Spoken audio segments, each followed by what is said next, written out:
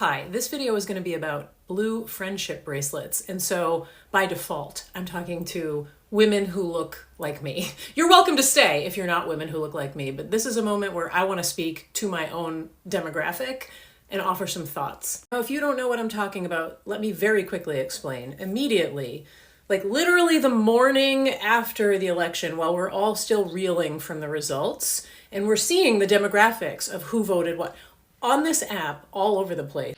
Hey guys, welcome back to another episode. So immediately after the presidential election result, American women have decided to start a movement called Blue Bracelets Movement so that they can be seen by black people as good and safe people to be near. Most of them have started designing the bracelets, the blue bracelets, and let me know what you think about this. So I'm gonna show you the clips of those American women who are designing the bracelets and explaining it to people. Stay tuned.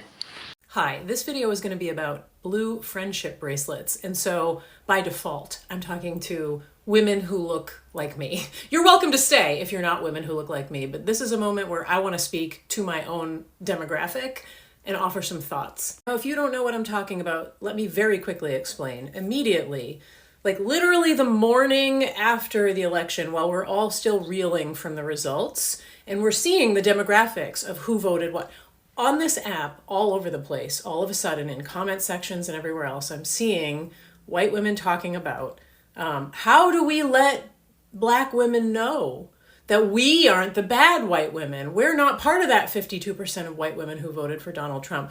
I know, blue friendship bracelets, all through the comments, everywhere. People are making videos.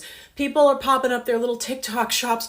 Literally Wednesday morning, November 6th. This is already happening all over the internet. I have been trying all morning to think of a way to say this to you that's going to be gentle and that's going to bring you in so that you will actually listen to me and not just get defensive and angry and argue and turn your ears off and just put your blue bracelet on. I've been trying so hard to find a way to gentle parent everybody into at least listening to me and considering what I have to say. And you know what? The closest that I've been able to come is this. Cut it the fuck out immediately. That's it. That's as gentle as you're going to get from me. And I will tell you why. We already did this, gals. We did this in 2016. Safety pins. Okay? After Donald Trump won in 2016, it wasn't just white women, and it actually came from a trend that started in England, and it's a whole thing, and you can look it up on the internet if you weren't like around in 2016 or like aware of politics. But in 2016, the movement was, oh, I'm a white person who didn't support Donald Trump, and I want a way to all the people of color around me and black people and indigenous people, like I want to be able to, in the streets, so they know I'm safe. I'm a safe place, so I'm going to wear a safety pin. And what good did that do, everyone? Did we save the world in 2016 by wearing our safety pins to let black people know, especially black women know, that we're safe, that they can be safe with us? What did we just demonstrate? They cannot be safe with us. And maybe it wasn't me. I voted for Kamala Harris. And maybe it wasn't you. Maybe you voted for Kamala Harris. But that doesn't matter. And that's the thing that they have been trying to gently explain to us for 8 years. It doesn't matter. White Woman Whisperer was chased off this app, lost her ability to monetize on this platform because she had the gall to suggest that there was a parallel comparison to how we felt about the man versus bear situation, we meaning all women, and how black women felt about their relative safety in the workplace between white men and white women. White women chased her off this app. Fortunately, she did stay, and you can go to her Patreon and you can subscribe and you can enjoy her content, and I suggest that you do that. But her point was, none of you are actually safe places for us. You are not safe for us. When I see a white woman, I don't go safety. And it doesn't matter if she's wearing a safety pin or a blue friendship bracelet, guys, because that's performative. That's us wanting to make ourselves special, wanting to make ourselves feel better, wanting to make sure that everybody knows we're one of the good ones. And yet, us being one of the good ones did not save anybody, did not make one iota of difference from 2016's safety pins to Wednesday, November 6th, blue friendship bracelets.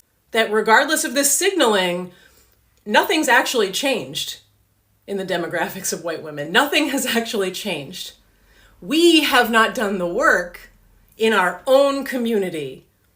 So we, by default, are not safe spaces, regardless of how we personally might feel about other human beings, regardless of how we personally might vote when we're in the voting booth.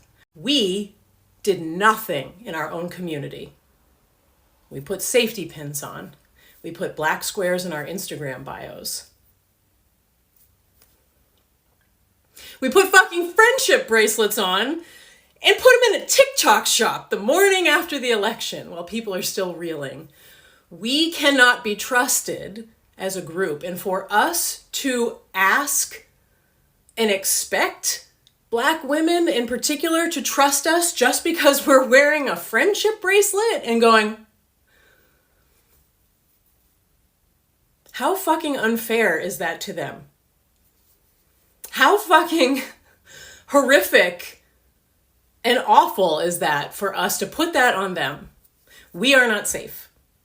If you really want to be seen as a safe space for Black people, for people of color of all kinds, what you need to do and what I need to do, what we need to do is actually address the problems in our own community. We need to confront white supremacy. We need to confront heteronormative white supremacist patriarchy bullshit. We need to unpack in our own communities and make the change there. And so until that demographic bar that you see the morning after the election flips way far in the other direction, we are not safe, and no amount of little doodad accessories is going to make that so. I have completely failed at gentle parenting you through this. I get that. So be it. That's the whole video. Argue with me in the comments. I don't fucking care. I hope that you're listening. I hope that do not wear or purchase or talk about a blue friendship bracelet. I am fucking begging you. Okay. Hope this helps. Bye. Blue friendship bracelets. I was made for this moment because my soccer team is blue and I never made it to the Eras Tour. I got stuck in JFK for 36 hours, but that's a story for a different day. So do I go soccer team? Do I go my Mad Woman? Or my personal favorite, Female Rage the Musical? If you see me around town, come up and talk to me. We can talk about things that you can get involved in. So just jumping on here real quick to say, I know yesterday was a hard day for a lot of us, but I just also wanted to say how proud I am of how many women are 10 toes down making the decision that they do not want to associate with women who don't care about their rights anymore. I think it's okay. I think that we let it go the first time because we didn't know, and you don't know what you don't know, right? And then he showed us, and then he told us, and then you voted for him again? Like, you did it again? I think it's completely okay to feel like that's not a safe space. So I love the idea of the blue friendship bracelets. I talked to my daughter about it this morning. She's going to make me one this evening so that I have one. I am also going to put a blue heart in my social bio profiles so that there's something out there in the social world that maybe sets me apart. And I just wanted to say again, like, it is okay to not want to be around women who don't feel like a safe space. And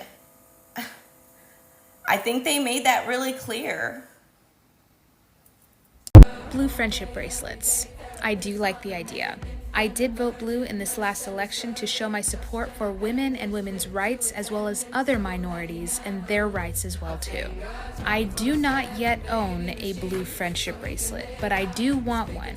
But I also don't plan on making one myself. Here is why. I want to take women supporting women a step further. If you plan on making blue friendship bracelets and you plan on selling them, go ahead and put it in the comments. I would like to buy one from you. And by you putting it in the comments, it allows other people to buy them from you as well too. So not only are we going to be showing our support by wearing blue friendship bracelets so that if people see us in public, they see that we support women's rights, but now we're also going to financially support each other as well too. This is just another way to show that women do support women, not just by wearing the bracelets, but by buying the bracelet from each other as well too. Okay, white woman, I see the friendship bracelets. I see the blue friendship bracelets post. I'm here for it. Great. Let's make them. My caveat to that, though, is you better fucking show up then. This isn't a fun Taylor Swift trading at the concerts kind of thing. This is like we're working every goddamn day. I spent my day wallowing and grieving and sobbing and crying. But if you look at the polls and the demographics of the white women who voted for Kamala versus the black women who voted for Kamala, it's fucking embarrassing. So if you're gonna wear the blue friendship bracelet so that we can spot each other in the wild, your actions better align with that goddamn friendship bracelet. Otherwise, don't fucking bother. Because I don't want you. So guys, do you agree with this movement that American women have started about the blue bracelet movement, or what is your view about it? Let me know in the comment section. Thank you so much for watching. Goodbye for now. See you in my next episode.